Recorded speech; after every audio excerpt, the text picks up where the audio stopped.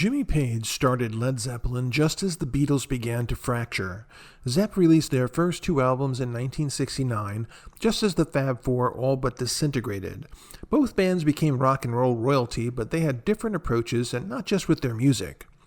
Led Zeppelin never had a number one single. Only 10 of their songs hit the Billboard singles chart, and Whole Lotta Love was the top single they had, peaking at number 4.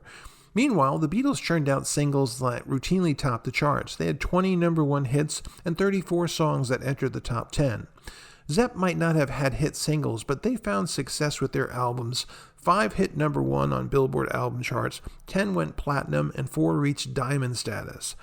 Zeppelin might not have made their money cranking out hit singles, but they scored a $2 million payday nearly 50 years after they wrote one of their signature songs. Led Zeppelin had limited chart success with singles, but that doesn't make their songs any less popular. Immigrant Song, the lead song on 1970's Led Zeppelin III, is a prime example.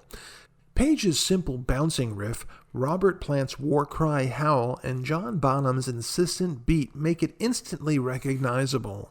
The song's sound evokes mystery and menace while at the same time sounding celebratory.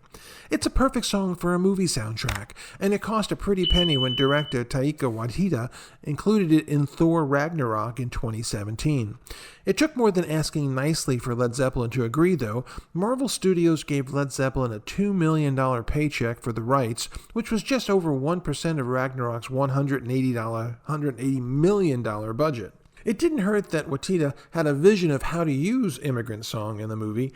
He included it in a teaser trailer he showed the band, which he said helped convince the picky Led Zeppelin to approve.